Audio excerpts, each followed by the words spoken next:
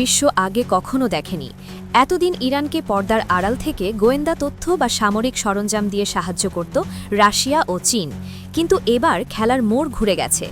America ও ইসরায়েলের চাপের মুখে ইরান যদি ব্যর্থ হয়, তবে তার প্রভাব যে মস্কো আর বেইজিংয়ের ওপরও পড়বে তা তারা খুব ভালোভাবেই বুঝেছে। তাই এবার আর কোনো লুকোছাপা নয়, প্রকাশ্যেই ইরানের পাশে ঢাল হয়ে দাঁড়িয়েছে এই দুই পরাশক্তি।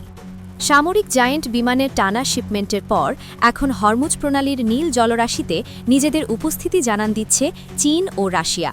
ইতিমধ্যে চীন সেখানে পাঠিয়েছে তাদের ভয়ঙ্কর দুটি ক্যারিয়ার কিলার নৌবহর, আর রাশিয়া পাঠিয়েছে দুটি পূর্ণাঙ্গ যুদ্ধ জাহাজ বহর।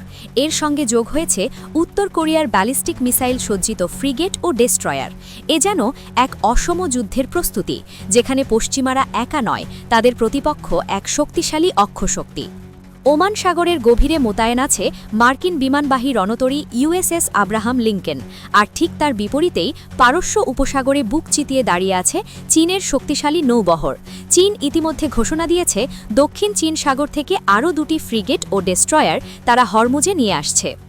গত সপ্তাহে Iran smart control over the strait of Hormuz নামে এক বিশাল নৌমহড়ার আয়োজন করে সাময়িকভাবে হরমুজ প্রণালী বন্ধ করে দিয়েছিল। এর কয়েকদিন পরই চীন ও রাশিয়াকে সঙ্গে নিয়ে আরেকটি যৌথ মহড়া শুরু করে ইরান, যার লক্ষ্য বিশ্বের সবচেয়ে গুরুত্বপূর্ণ এই জলপথে নিজেদের সামুদ্রিক নিরাপত্তা ও আভিযানিক প্রস্তুতি ঝালিয়ে নেওয়া। উত্তেজনা শুধু মধ্যপ্রাচ্যেই সীমাবদ্ধ নয়। আটলান্টিক মহাসাগরে ফ্রান্স ও ব্রিটেন রুশ তেল ট্যাঙ্কার জব্দ করায় ক্ষুব্ধ রাশিয়া। এর জবাবে আটলান্টিক ও বাল্টিক সাগরে মস্কো মোতায়েন করেছে ফ্রিগেট, ডেস্ট্রয়ার ও স্টেলথ যুদ্ধবিমানসহ দুটি পূর্ণাঙ্গ নৌ ফ্লিট। এমনকি জাপান সাগরেও আরেকটি রুশ নৌবহর পাহারায় আছে। অন্যদিকে আফগানিস্তানের তালেবান মুখপাত্র জাবিউল্লাহ মুজাহিদ প্রকাশ্যে ঘোষণা দিয়েছেন, ইরানে মার্কিন হামলা হলে আফগান মুজাহিদরা অস্ত্র হাতে ইরানের হয়ে আমেরিকার বিরুদ্ধে লড়বে। যুক্তরাষ্ট্র ও ইসরায়েলের পাশাপাশি ব্রিটেন, ফ্রান্স ও জার্মানিও ইরান বিরোধী জোটে যোগ দেওয়ায় পরিস্থিতি